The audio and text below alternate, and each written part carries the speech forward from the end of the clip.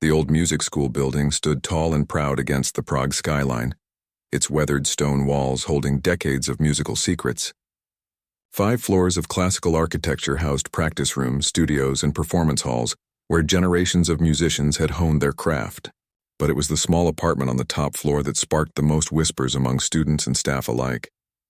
Viktor Leonov lived there, alone with his piano and his memories. Once the world had known his name, printed in bold letters on concert programs from Vienna to New York. Now, at 62, his hair had gone from jet black to silver, his once straight posture slightly bent, as if permanently shaped to hover over piano keys. The lines on his face told stories of both joy and sorrow, though these days, sorrow seemed to have the upper hand. The morning light filtered through dusty windows as Victor's fingers danced across the gleaming keys of his Bosendorfer grand piano. The instrument occupied nearly half of his modest living room, an extravagant centerpiece that seemed out of place among the threadbare furniture and faded rugs. But to Victor, the piano wasn't just an instrument. It was his voice, his companion, his last connection to the world he once commanded. He finished his morning practice with a sigh, gently lowering the fallboard over the keys. A familiar pain shot through his joints, a cruel reminder that his body was betraying him bit by bit. Outside his apartment door, the school day was beginning. Young voices and hurried footsteps echoed through the hallways. Victor checked his watch, 8:15, right on time. 3 sharp knocks sounded at his door. "Come in, Ms. Novak," he called out, his accent still heavy despite decades away from his Russian homeland. The school's administrator, a no-nonsense woman in her 50s with practical clothes and sensible shoes, entered with a clipboard in hand. Her eyes, as always, darted first to the magnificent piano before settling on Victor. "Good morning. Just the usual reminders about today's schedule," she said. "The advanced class will be in the hall below from 9 until noon. The junior recital starts at 3, and," she hesitated, adjusting her glasses, "the new janitor begins today. I've explained your requirements." Victor's expression darkened. "Requirements? Is that what we call them now?" "Rules, Ms. Novak, simple rules," she nodded quickly. "Of course. No one touches the piano. No cleaning products in your studio. No moving your belongings. And the new fellow? He understands this? His name is Thomas. He seems very respectful." Victor waved his hand dismissively. "Names don't matter. Understanding matters." "The last one, what was his name?" "He thought my instructions were merely suggestions." Ms. Novak winced, remembering the shouting match that had echoed through all 5 floors of the building 3 months ago, ending with the previous janitor's abrupt departure.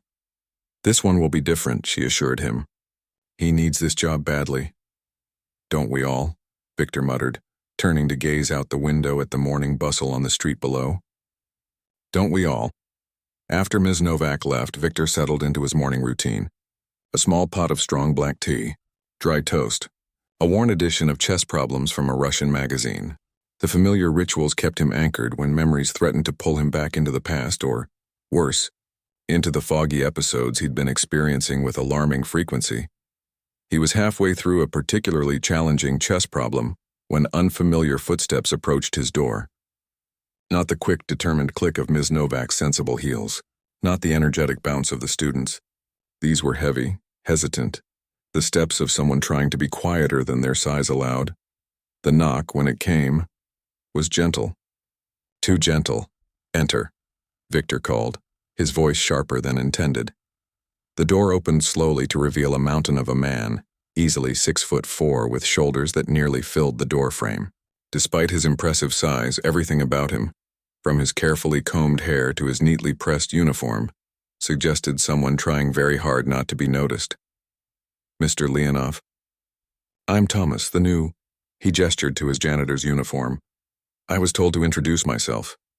Victor studied the man, young, perhaps 30, with hands that looked more suited to construction work than the delicate task of maintaining a music school. But his eyes were kind, and there was something in his cautious demeanor that suggested he understood the concept of boundaries. "Come in, then.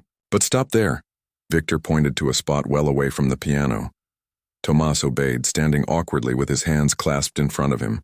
His eyes couldn't help but drift to the magnificent instrument dominating the room. "That's a Bosendorfer," he said softly. "Imperial model?" Victor's eyebrows shot up. "You know pianos?" A flush crept up Thomas's neck. My mother cleaned houses for rich families. One had a piano like that. I used to watch the tuner when he came. Watching isn't knowing, Victor said, but his tone had softened slightly. He stood and walked to the piano, positioning himself between it and Tomas like a protective parent. This piano is not to be touched. Not by you, not by anyone. Not for dusting, not for polishing. Not even if you think you see a scratch that needs fixing. Do you understand? Thomas nodded solemnly. Yes, sir. Others before you thought they understood too. They were wrong. Victor placed his hand on the glossy black surface of the piano, his touch gentle despite the sternness in his voice. This instrument is special. I won't touch it, Thomas promised. The floors, the windows, the rest of the furniture, but never the piano. Victor studied him for a long moment before nodding. Good, we understand each other. As Thomas turned to leave, Victor called after him. One more thing. The big man paused, looking back questioningly. If you ever hear music from this room at night, keep walking. Do not stop. Do not look inside. Victor's eyes had taken on a strange intensity. No matter what you hear, confusion flickered across Thomas's face, but he nodded. As you wish, Mr. Leonov. After Thomas left, Victor returned to his chess problem, but found his concentration broken. The new janitor seemed decent enough, but they all did at first. Eventually, curiosity would get the better of him. It always did. The piano drew people in. It had a presence that demanded attention. By mid-afternoon, Victor's mood had soured further. The junior recital in the hall below filled his apartment with the sound of hesitant scales and fumbled arpeggios. He could hear the piano teacher's exasperated sighs between pieces. Once that had been him, guiding talented young hands across the keys, opening doors to worlds of sound and emotion. Before everything changed, a knock interrupted his brooding. This time it was Anna, the young violin teacher whose classroom was down the hall. Unlike most of the staff who treated Victor with nervous deference, Anna approached him with the casual disregard of someone too focused on her own passions to be intimidated. They're butchering Chopin down there, she said by way of greeting, inviting herself in and flopping dramatically onto his worn sofa. I had to escape. Victor grunted in agreement. The boy playing now, his left hand and right might as well belong to different people. Anna laughed. You noticed that too? Poor kid. She glanced around the apartment. So you met the new cleaning guy? Big fellow. Looks like he could snap a cello in half, but talks like he's afraid of breaking the air. He seemed adequate. High praise coming from you.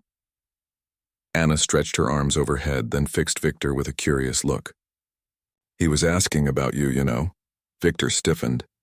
What about me? The usual. Were you really famous? Why do you live above a school now? What's with the piano rules? I told him to check YouTube if he wanted to see Victor Leonov in his glory days. Victor scowled. Those videos. They follow me like ghosts. They're incredible performances, Anna said softly. You should be proud. Pride is for the young, Victor muttered. What else did you tell him? Anna shrugged. Just that you're a grumpy old genius who values his privacy, and that he should respect that if he wants to keep his job longer than the last 3 janitors. Despite himself, Victor's lips twitched in what might have been the beginning of a smile. 3? I thought it was only 2. You forgot about the one last summer. He lasted a week. Ah, yes, the Whistler. Anna laughed again, the sound bright in the dusty apartment. God, yes. Who whistles while cleaning a music school? It was like having a tone-deaf bird trapped in the building. For a brief moment, the familiar weight lifted from Victor's shoulders. Anna had that effect sometimes, reminding him that life continued, that music and laughter still existed in the world outside his self-imposed isolation. The moment ended abruptly, as a discordant crash echoed from the recital hall, followed by a collective gasp from the audience. Both musicians winced. That, Victor said gravely, was not in Chopin's score. Anna stood, smoothing her skirt. I should get back. Just wanted to make sure the new guy hadn't sent you into one of your legendary rages. The day is young, Victor replied dryly. After Anna left, Victor found himself drawn back to the piano. His fingers hovered over the keys, not quite touching. The urge to play, really play, not just practice, was growing stronger. It was always worst in the late afternoon, when the light took on a golden quality that reminded him of concert halls and standing ovations. He pulled his hand back. Not yet. Not with so many people in the building. Playing during the day was safer, controlled, just technique and muscle memory. The other kind of playing, the kind that came in darkness, was something else entirely. As evening approached, Victor heard the school gradually empty. The students left first, their excited chatter fading into the street noise below, then the teachers calling goodbyes to each other as they headed for the subway or nearby cafes. Ms. Novak's distinctive footsteps passed his door around 6, followed by the jangle of keys as she locked the administrative office. Soon, only the occasional sound of Thomas's work broke the silence, the soft whoosh of a push broom, the distant hum of a vacuum. Victor ate a simple dinner, listened to a recording of Rachmaninoff's Piano Concerto No. 3, and tried not to think about the night ahead. Just as he was about to prepare for bed, heavy footsteps approached his door again. Thomas knocked gently. "Yes?" Victor called, irritation creeping into his voice. The door opened slightly and Thomas's large frame appeared in the gap. "I'm finished for the night, Mr. Leonov. Just wanted to check if you needed anything before I go." "I need nothing," Victor said curtly. Then, seeing the man's crestfallen expression, added, "But thank you for asking." Thomas nodded. "Good night then, sir." He hesitated, then added, "I meant what I said. About your piano. I won't touch it. Not ever." In the dim light of the apartment, Victor's face softened slightly. "Good night, Thomas." After the janitor's footsteps faded away and the distant sound of the service entrance closing echoed through the building, Victor was finally, completely alone. He moved to the window, watching as Thomas's large figure emerged onto the street below and disappeared around the corner. The night stretched before him, empty and full of possibility.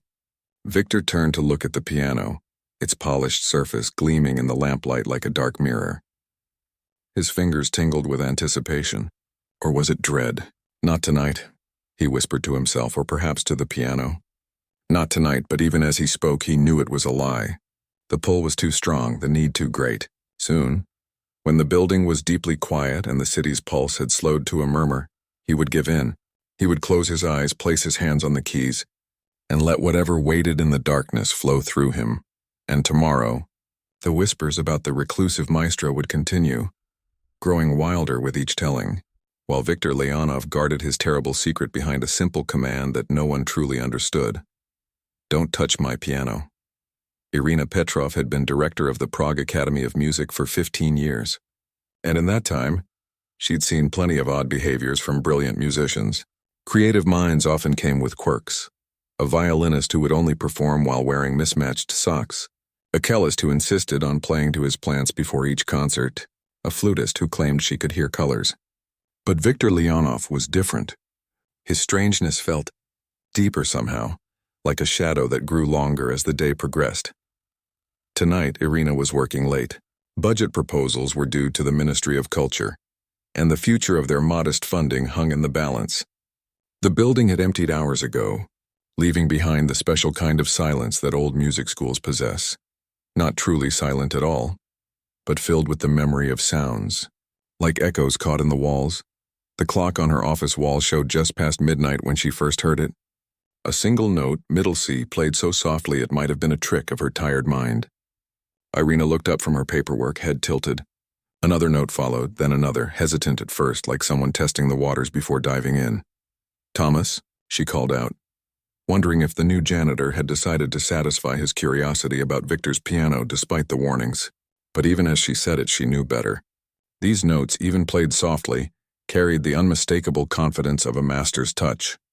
The melody began to take shape. Chopin, she realized, the nocturne, in E-flat major. But something was wrong. The familiar piece was being pulled apart and reassembled. The harmonies more complex, the emotional range wider. It was as if Chopin himself had returned to improve upon his composition, with another century of musical evolution behind him.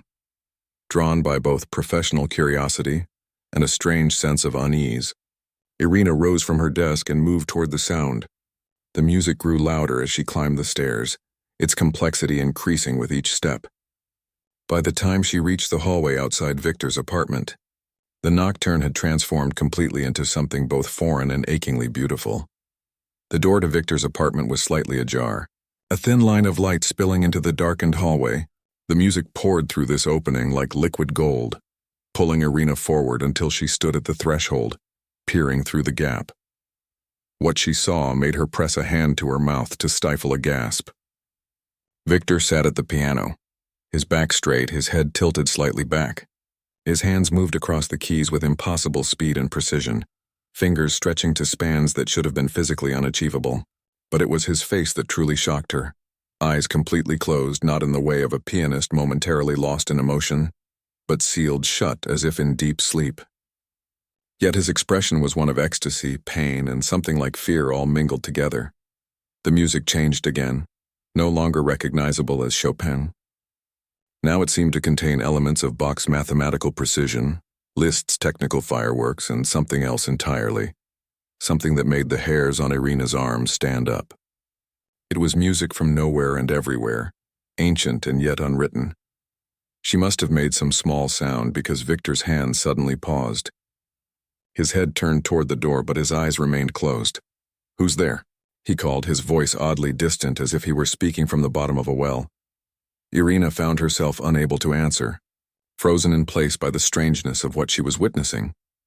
After a moment of silence, Victor's hands returned to the keys, and the music resumed, this time with a dark, almost threatening undercurrent. The tempo increased, the volume grew, until it seemed impossible that just one piano and one man could produce such a wall of sound. The Bösendorfer's frame visibly vibrated, its lid trembling as if struggling to contain the forces being channeled through it. And then, between one breath and the next, Victor's fingers crashed down in a final thunderous chord. The sound hung in the air like visible mist, and in the moment before it faded, Irina could have sworn she saw it. Actual light emanating from the piano, wrapping around Victor's body in tendrils of gold and blue. Then darkness and silence. Victor slumped forward, his forehead nearly touching the keys. For a terrifying moment, Irina thought he might be dead. She pushed the door open further, ready to rush to his aid when he stirred. Slowly, he raised his head and opened his eyes. They were unfocused at first, then sharpened with confusion, then alarm as he noticed the open door. "Who's there?" he called again, but this time his voice was his own, rough, accented, very much of this world. Irina stepped into the light. "It's just me, Victor. Irina." His eyes widened and his hands moved protectively over the piano keys. "How long have you been standing there?" I heard music. I thought..." She struggled to find words that wouldn't sound accusatory or worse, afraid. "It was beautiful." Victor's expression darkened. "You shouldn't be here. It's after midnight. Budget season," she said with a weak smile. "But that music, Victor, I've never heard anything like it. Was it your own composition?" A flash of confusion crossed his face. "I wasn't playing. But I just heard. I just saw you." "You saw nothing," he said sharply, rising from the bench.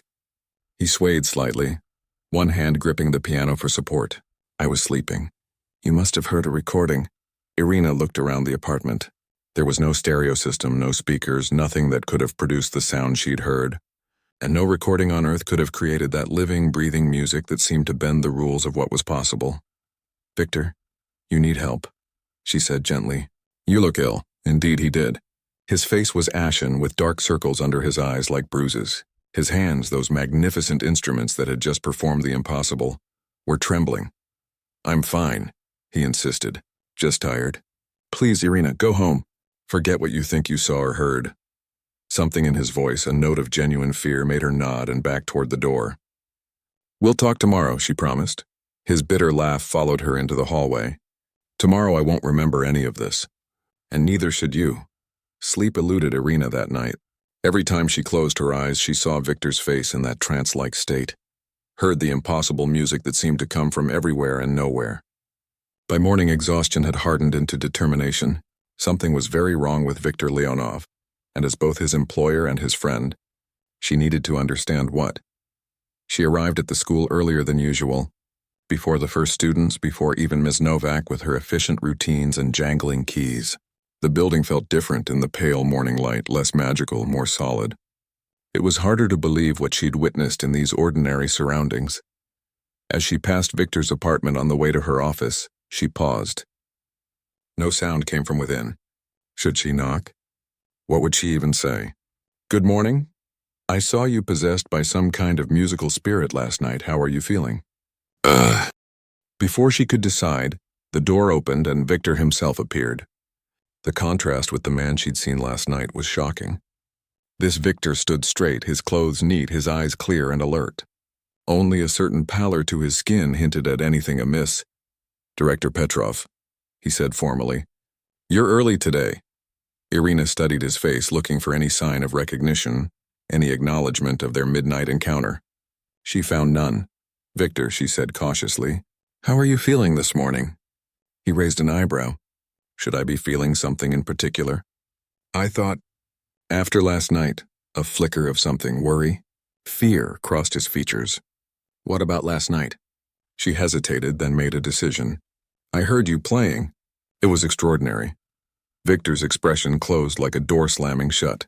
I don't play at night, but I saw you. I heard you. It was like nothing I've ever— You were mistaken, he interrupted, his voice hard. Now if you'll excuse me, I have a morning routine to maintain. He brushed past her, his posture rigid, leaving behind the faint scent of piano polish and something else. Something medicinal. Irina watched him descend the stairs, his movements carefully controlled like a man walking on ice. Then she did something she had never done before in 15 years as director. She took out her master key and unlocked Victor's apartment. The morning light streamed through the windows, illuminating dust motes that danced in the air. The apartment looked ordinary enough. Sparse furnishings, books stacked neatly on shelves, a small kitchenette with a single unwashed teacup in the sink. And dominating everything, the magnificent Bosendorfer grand piano, its black surface gleaming like still water. Irina approached it cautiously, half expecting it to come to life under her gaze. Up close, she could see details she'd missed from the doorway last night. The way the finish near the keys was slightly worn from years of use, the small scratches on the legs that spoke of many moves. This was an instrument with history, with stories to tell. On the music stand sat a folder of sheet music, standard exercises, nothing like the wild, transcendent music she'd heard last night. She flipped through the pages looking for— she wasn't sure what. Notes in the margins? Hidden compositions? A glint of light caught her eye. Something metallic on the floor near the bench. She bent down and picked up a small orange pill bottle. The label had been torn off, but a few small white tablets remained inside. Prescription medication of some kind. She pocketed it, feeling only slightly guilty about the invasion of privacy. This was about Victor's well-being now. On her way out, she noticed something else. A small calendar hanging beside the door, the kind with tear-off pages for each day. Today's date was circled in red, with a single word written below it. Remember. Irina left the apartment, locking the door behind her. In her office, she placed the pill bottle in her desk drawer, then opened her laptop. It was time to dig into the past of Victor Leonov, the celebrated pianist who had disappeared from the concert stage 15 years ago, only to resurface as a recluse teaching at her small academy. The first search results were what she expected. Old reviews praising his technical brilliance and emotional depth, concert programs from prestigious venues, a Wikipedia page with the basic outline of his career. But it was a forum post from a classical music blog that caught her attention. Whatever happened to Victor Leonov? The curse of the Bosendorfer, she clicked, and began to read about the night that changed everything. The night Victor Leonov walked onto the stage at Carnegie Hall, sat down at his prized Bosendorfer, and played a concert that left the audience stunned into silence. Not because of its beauty, but because halfway through Beethoven's Appassionata, the great pianist had stopped, stared at his hands as if they belonged to someone else and fled the stage, never to perform publicly again. Witnesses reported that just before he stopped, Victor's playing had transformed, becoming something beyond human capability, frightening in its perfection. One reviewer wrote that it was as if Beethoven himself had possessed Leonov's fingers, but a Beethoven with centuries of additional musical knowledge. Irina sat back, a chill running down her spine, despite the warm morning sun streaming through her office window. The description matched exactly what she had heard last night. The soft knock on her door made her jump. She quickly closed the browser window as Ms. Novak entered with the morning mail. You look like you've seen a ghost. Ms. Novak commented, placing the envelopes on the desk. Irina managed a smile. Just budget worries. Tell me, have you ever heard Victor playing at night? Ms. Novak's hand stilled. We don't talk about that, she said quietly. So you have heard it. The administrator sighed. Once, about a year ago. I was working late like you often do. The music? It wasn't normal. I told myself it was a recording. But you don't believe that. Ms. Novak straightened her glasses, a nervous gesture. What I believe doesn't matter. What matters is that the next day Victor couldn't get out of bed. Dr. Lin was here for hours. We nearly called an ambulance. Dr. Lin? The music therapist? She's more than that to Victor. She's the only one he trusts with. Whatever this is. Ms. Novak moved toward the door, then paused. Director Petrov? Be careful. Some mysteries aren't meant to be solved. Left alone again, Irina turned to her computer and searched for Dr. Lin's contact information. The mystery of Victor Leonov and his nighttime transformations had just gained another player. And, possibly, a key to understanding what she had witnessed in the darkness. The practice rooms at Prague Academy of Music fell silent one by one as evening approached. All except room 12, where Eliza Novotny remained, her fingers moving mechanically over the keys of an upright piano that had seen better days. She'd been at it for nearly 6 hours, stopping only for sips of water and to flex her cramping hands. Eliza was 22, in her final year at the academy, with everything riding on the international Clemmer competition next month. The winner would receive not just prize money, but a 3-year performance contract that could launch a real career. For someone like Eliza, scholarship student, daughter of a factory worker and a nurse, first in her family to pursue higher education, it was possibly the only path to the future she'd dreamed of since she was 8 years old, if only her hands would cooperate. She hit another wrong note in the Liszt piece. She'd been practicing and slammed her palms, down on the keys in frustration. The discordant sound echoed her mood perfectly. You're too tense, a voice said from the doorway. Eliza turned to find Anna, the violin teacher, leaning against the doorframe. I know, Eliza sighed, rolling her shoulders. But the competition will be won by someone who isn't trying to strangle the piano, Anna finished for her. She entered the room and perched on a spare chair. You have the technique, Eliza. What you're missing is freedom. Easy for you to say. Your career doesn't depend on one performance. Anna's eyebrows rose. You think I don't remember what it was like? The difference is I learned to play through the fear, not against it. She glanced at her watch. It's almost 9. You should go home, get some rest. Eliza shook her head. 1 more hour? I almost have the 3rd movement. Your fingers disagree, Anna said, nodding toward Eliza's hands, which were visibly trembling. Look, I can't force you to leave, but at least take a break. Walk around the building, get some blood flowing. Music isn't just in the fingers, you know. It's in the whole body. After Anna left, Eliza tried to return to Liszt, but her concentration was shattered. Perhaps Anna was right about needing a break. She stood, stretching her arms overhead until her spine cracked satisfyingly, and stepped into the hallway. The academy was eerily quiet at this hour. Most of the lights had been dimmed, creating pools of shadow between the yellow glow of safety lamps. Eliza walked aimlessly, letting her thoughts drift away from Liszt and the competition, from the pressure that seemed to squeeze her chest tighter with each passing day. She found herself climbing the stairs to the 5th floor, where she rarely had reason to go. This was where the administrative offices were, along with a few private studios for faculty. And as everyone at the academy knew, the apartment of the mysterious Victor Leonov. Eliza had never spoken to the man, but his presence loomed large in academy gossip. Students whispered about his brilliant past, his sudden withdrawal from public life, his strange habits and strict rules. Some claimed to have heard him playing in the dead of night, music so beautiful it made them weep. Others insisted he was washed up, a has-been trading on faded glory. Whatever the truth, Eliza couldn't deny her curiosity. Any pianist with ambitions had studied Leonov's recordings. Before his disappearance from the concert stage, he had been spoken of in the same breath as the greatest interpreters of the century. As she rounded the corner into the 5th floor corridor, Eliza froze. A soft light spilled from beneath a door at the end of the hall, Victor Leonov's apartment.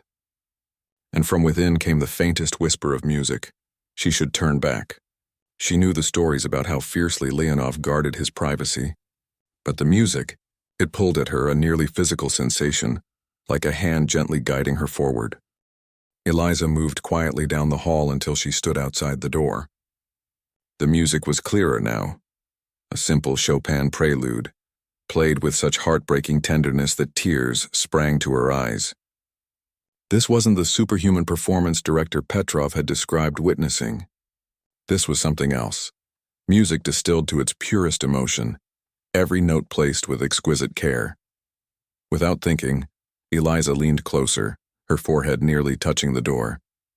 Her weight shifted, causing the old floorboard beneath her foot to groan in protest. The music stopped abruptly. "Who's there?" Victor's voice called out, sharp with irritation. Eliza considered fleeing, but something held her in place. The same desperate need that kept her practicing until her fingers cramped, that drove her to push beyond her limits again and again. "It's Eliza Novotny, sir. I'm a student here." Silence stretched for so long that she wondered if he'd somehow slipped out another exit. Then the door opened, just wide enough for Victor to peer through the gap. "What do you want?" he asked, his accent thicker than usual, his eyes tired but alert. Eliza swallowed hard. "I heard you playing." "It was beautiful." Victor's expression didn't soften. "It's late. Students shouldn't be in the building at this hour. I was practicing for the Clemmer competition." "I lost track of time." Something flickered in his eyes at the mention of the competition. "Clemmer. Very prestigious. Very difficult." "Yes," Eliza agreed, surprised he was engaging at all. "The preliminary round is in 4 weeks." Victor studied her face. "And you are not ready?" It wasn't a question, but Eliza answered anyway. "No, I'm not." To her astonishment, Victor opened the door wider. "Come in then." But only for a moment. The apartment was smaller than she'd imagined and dominated by the magnificent Bosendorfer grand piano that occupied most of the living space. Eliza's fingers itched with the desire to touch it, to feel the action of keys that responded to the slightest pressure. "You're the scholarship girl," Victor said, gesturing for her to sit on a worn armchair. "The one from Brno. You know about me?" A thin smile. "I still teach master classes occasionally. I review the student files." "Then you know I'm technically proficient," Eliza said, unable to keep a hint of pride from her voice. "Technically, yes, but technique is the beginning, not the end." Victor moved to the piano but didn't sit.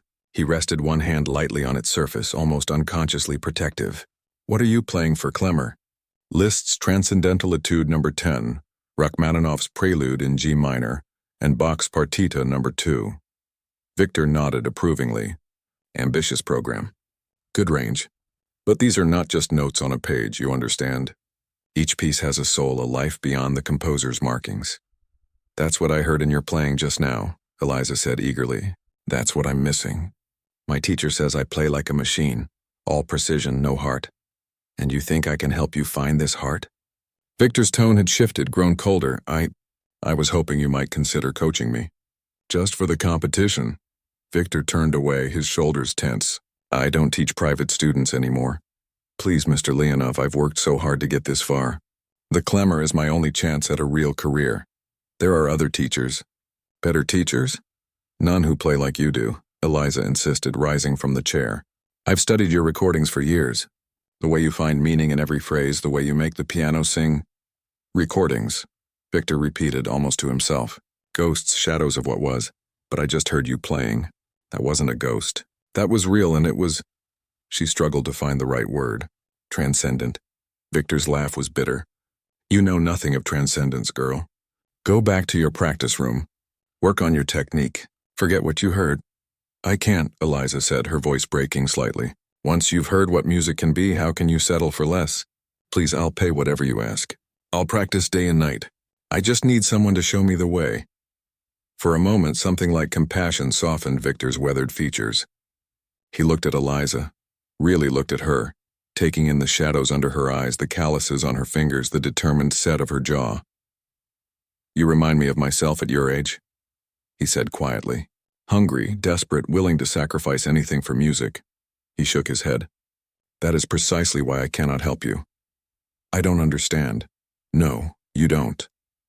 Victor moved toward the door, clearly indicating the conversation was over. "Some paths should not be followed, no matter how beautiful they appear," Eliza didn't move. I heard what Director Petrov heard. Last night, the music that wasn't normal. Victor froze, his back to her. What did you say? I couldn't sleep. I came back to the academy around midnight to practice when no one would hear me fail again and again. That's when I heard it. Music that shouldn't be possible coming from up here.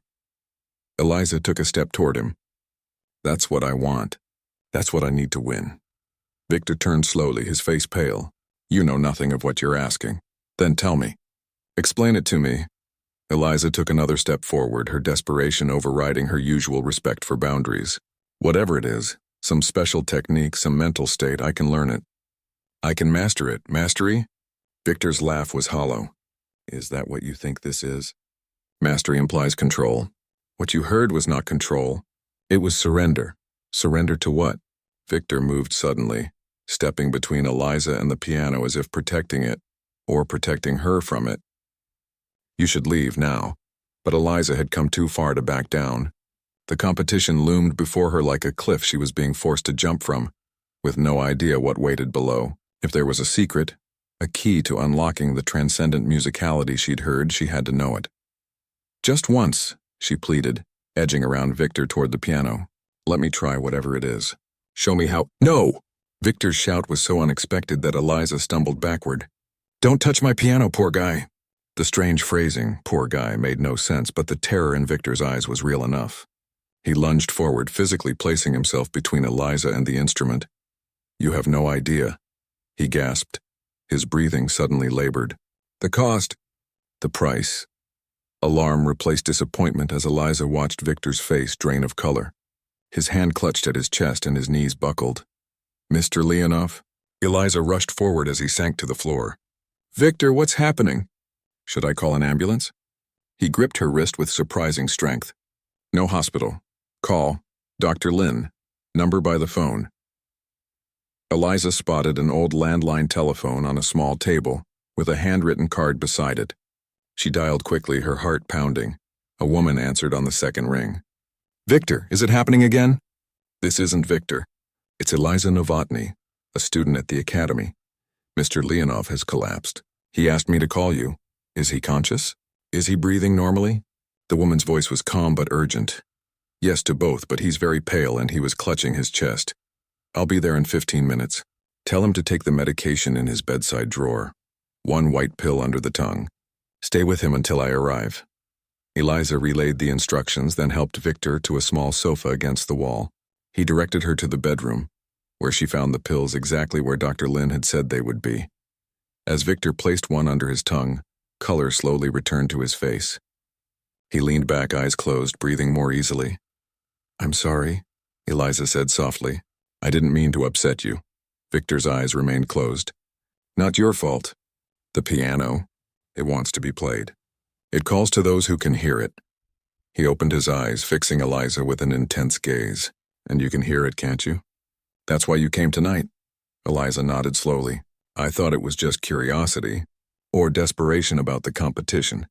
But yes, I felt called. Then you are in grave danger, Victor whispered, more than you can possibly understand. Before Eliza could ask what he meant, a sharp knock came at the door.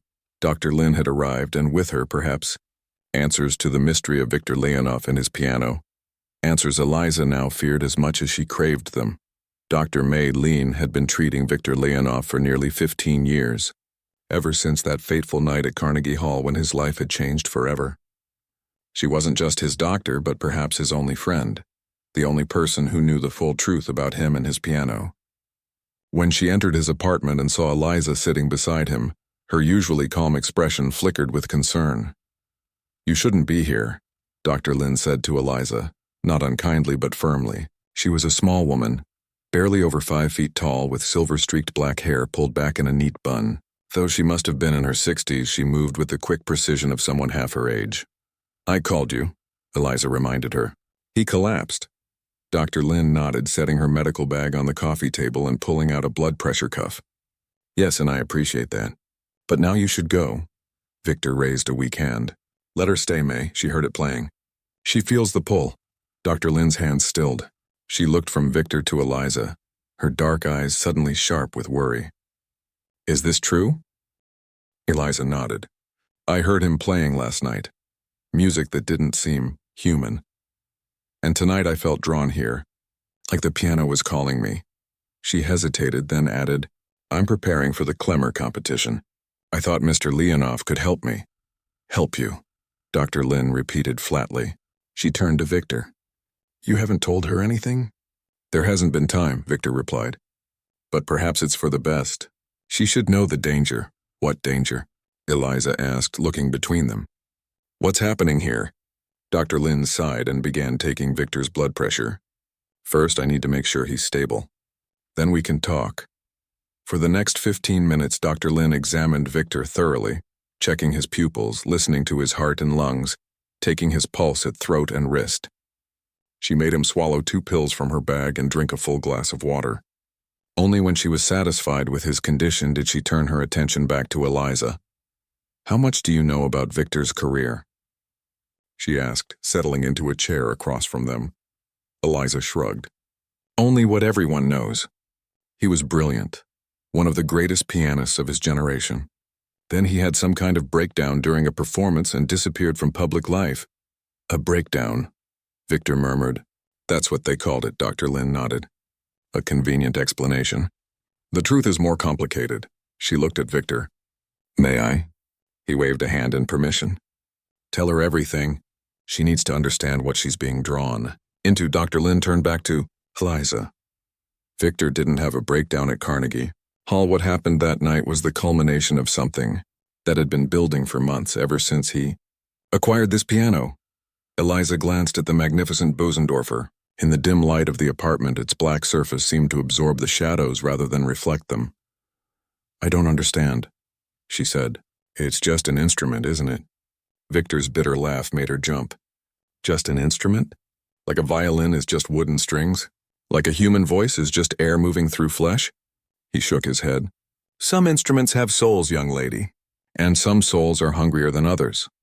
What Victor means, Dr. Lin cut in, is that this particular piano has unusual properties. Properties that can enhance a musician's abilities beyond normal human limitations, but at a significant cost. The night at Carnegie Hall, Victor continued, his voice stronger now. I was playing Beethoven's Appassionata, a piece I had performed hundreds of times before. But that night, halfway through the first movement, I felt it happen. A separation. As if I were watching my hands from outside my body, the music changed, became something beyond what Beethoven wrote, beyond what any human could compose. His eyes took on a faraway look. It was glorious and terrifying. The audience thought he had gone mad, Dr. Lin added. The recording exists, though it's rare now. You can hear the murmurs of confusion, then alarm. Victor's playing had become so inhuman, so perfect yet so strange, that people began to leave their seats. I don't remember walking off stage, Victor said. I don't remember anything after that moment of separation until I woke up in a hospital 3 days later. He looked directly at Eliza. With Dr. Lin telling me I had aged approximately 5 years in a single night. Eliza's eyes widened. That's not possible. Medically, no, Dr. Lin agreed. But we ran every test.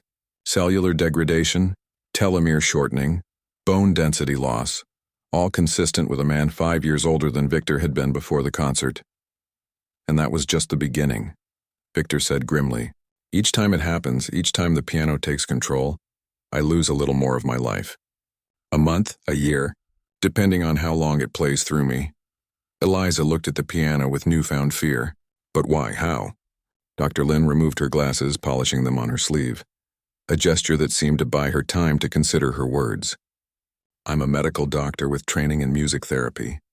I deal in the measurable, the provable. What I'm about to tell you falls outside those boundaries, but after 15 years of observation, I believe it to be true. She replaced her glasses and looked steadily at Eliza.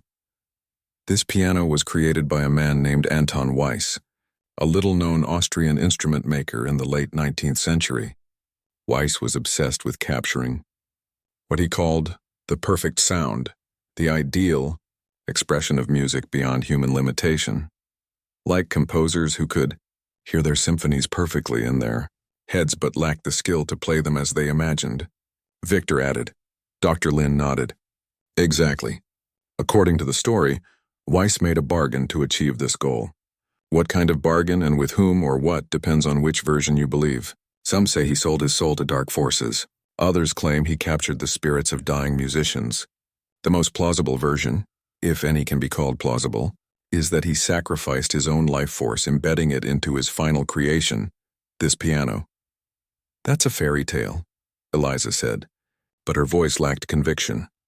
Perhaps, Dr. Lin conceded, but here are the facts. This piano, when played by someone with exceptional talent, can produce music beyond human capability. The player enters a trance state, eyes closed, yet plays with perfect precision, and afterward they show measurable signs of advanced aging and extreme physical depletion. Like it's feeding on their life energy, Eliza whispered. Victor nodded grimly. Precisely. It gives transcendence in exchange for life. He leaned forward. Do you understand now why I cannot teach you? Why I warned you away? The piano recognizes potential. It called to you because you have the gift, the capability to channel what it offers. But the price? He gestured to his aged face, his trembling hands. I should be 57. Medically, I'm closer to 75. Eliza sat in stunned silence, trying to absorb what she was hearing. Part of her wanted to dismiss it as the delusions of an eccentric recluse and his enabler. But she had heard the music herself. Both Victor's ordinary playing, beautiful but human, and that other impossible performance.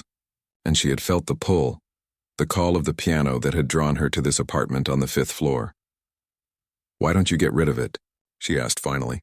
Sell it? Destroy it? Anything? I've tried, Victor said wearily. 3 times I've arranged to have it removed. Each time, he trailed off, looking to Dr. Lin. Each time Victor became catastrophically ill, she finished for him. Seizures, heart arrhythmias, organ failure. The further the piano got from him, the worse his condition became.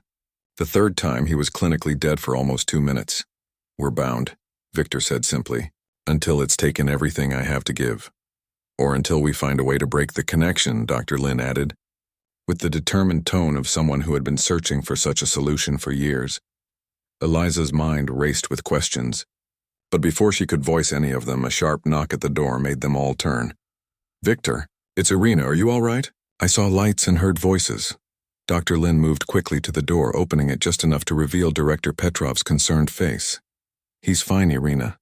Just a minor episode. I have everything under control. Irina peered past Dr. Lin, spotting Eliza on the sofa next to Victor. Ms. Novotny? What are you doing here at this hour?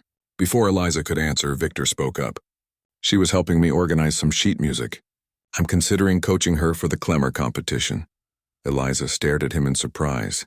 After everything he'd just revealed, this was the last thing she'd expected him to say. That's wonderful, Irina said, clearly caught off guard. But it's nearly midnight. Perhaps these arrangements could be made during normal hours. Of course, Dr. Lin agreed smoothly. I was just about to send everyone to bed. Victor needs rest. After Irina left with a final curious glance at the 3 of them, Eliza turned to Victor. Did you mean that? About coaching me? Victor's expression was grim. I meant what I said about the danger.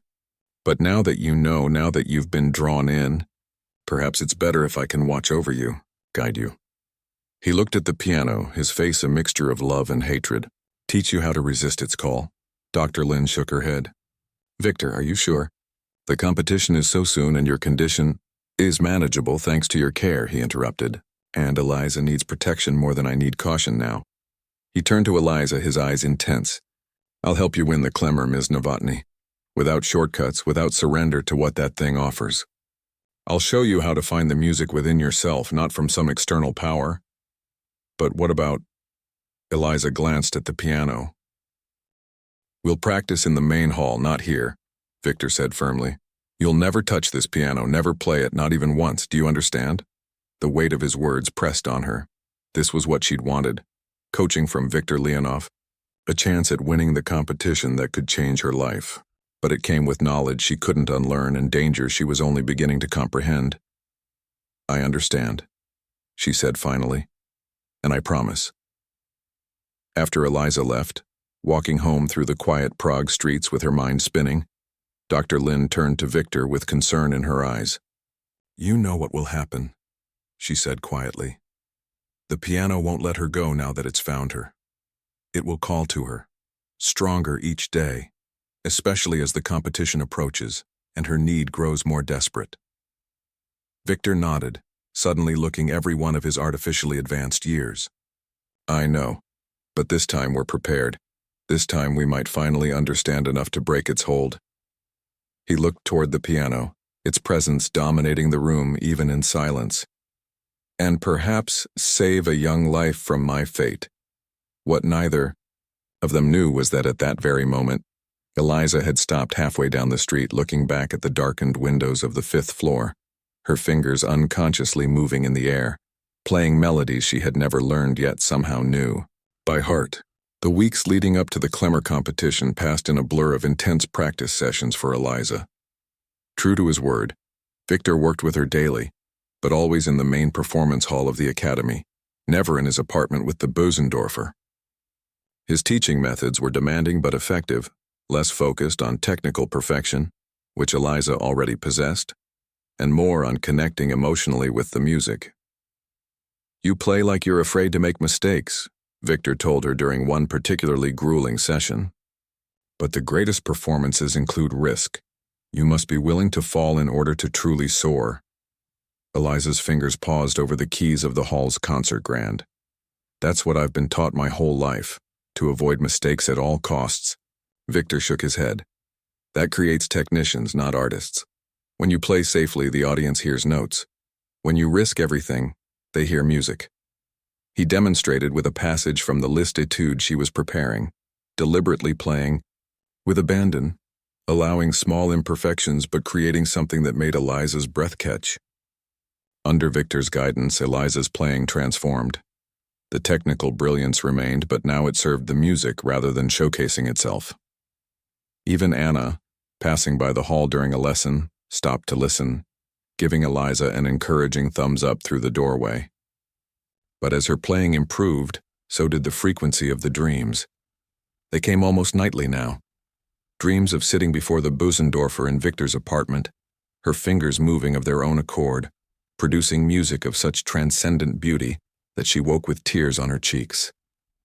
In these dreams, she felt complete, as if some missing piece of herself had finally been found. The sensation lingered into her waking hours, a constant yearning that grew stronger each day. You're not sleeping, Victor observed one morning, noting the shadows beneath her eyes. The dreams won't stop, Eliza admitted. It's like the piano is calling to me, even from a distance. Victor nodded grimly. The competition is in 3 days. The piano knows time is running short. He squeezed her shoulder. Stay strong, Eliza. Remember what we discussed. True artistry comes from within, not from external forces, no matter how tempting. That night, Eliza tossed and turned in her small apartment, unable to sleep despite her exhaustion. The melody from her dreams played endlessly in her mind, a haunting refrain she couldn't silence. At 3 a.m., she gave up, dressed quickly, and headed to the academy. The building was dark and silent as she unlocked the side door with her student key. She had come intending to practice in the hall where she and Victor had been working, but her feet seemed to have a will of their own, carrying her up the stairs to the 5th floor. Outside Victor's door, she paused. What was she doing here? This was madness. And yet, the music in her head grew louder, clearer, as if responding to the proximity of its source. Just one time, a voice whispered inside her. Just once, to know what it feels like. Then you'll be strong enough to resist forever. Her hand was on the doorknob before she realized it. To her surprise, it turned easily. The door swung open on silent hinges, revealing the darkened apartment beyond. Moonlight spilled through the windows, illuminating the piano with an almost otherworldly glow. Eliza stepped inside, heart pounding. Where was Victor? Had he gone out? Or was he sleeping so deeply that he hadn't heard her entry? She moved toward the piano, drawn by a force that seemed to bypass her conscious mind. The need to touch it, to play it, overwhelmed her rational thoughts, her promises to Victor, her fear of the consequences. Her fingers trembled as they hovered over the keys. One touch, that's all. Just to know. I wouldn't do that if I were you. Eliza whirled around. Tomas, the janitor, stood in the doorway, his large frame silhouetted against the dim light from the hallway. "Thomas, what are you doing here?" "Night shift," he said simply, stepping into the room. "The real question is, what are you doing here, Ms. Novotny?" "Mr. Leonov is at the hospital with Dr. Lin. Some kind of treatment they do monthly." Relief flooded through Eliza. Not that she'd been caught, but that she'd been stopped before touching the piano. Already the compulsion was fading, like waking from a dream. "I don't know what I was doing," she admitted. "It's like I wasn't in control of myself." Tomas nodded as if this made perfect sense. "The piano, it calls to people, not to me. I have no music in my soul. But to those with the gift?" He tapped his temple. "It gets in here, yes? You know about it? About what it does? I clean this building for 3 years now. I listen. I watch. Mr. Leonov trusts me to keep his secret." Thomas glanced at the piano with a mixture of respect and wariness. "Come, I walk you home. Tomorrow is big day. Last practice before competition, yes?" As they left the building, Eliza felt the piano's pull diminish with each step, like a radio signal growing fainter with distance. "Thank you, Thomas. If you hadn't been there." "Sometimes guardian angels look like janitors," he said with a shrug and a gentle smile. "Good night, Ms. Novotny, and good luck." The morning of the competition arrived with a crystalline clarity that only comes after a restful night's sleep, Eliza's first in weeks. She felt strangely calm as she dressed in the simple black gown she had saved for months to purchase, her fingers steady as she twisted her hair into a neat knot. At the academy, Victor waited for her in the practice room they had been using. He looked pale but composed, studying her face as she entered. "You seem different today," he observed. "I feel different," Eliza agreed. "Clearer. Like I've made a decision I didn't know I needed to make." Victor's eyebrows rose. "And what decision is that?" She sat beside him on the piano bench. "That I'll play my best today, whatever happens. But I'll play as myself, not as anyone or anything else." She smiled. "No shortcuts." Relief washed over Victor's features. "Good. That's very good." He pressed a small box into her hands. "A gift, for luck."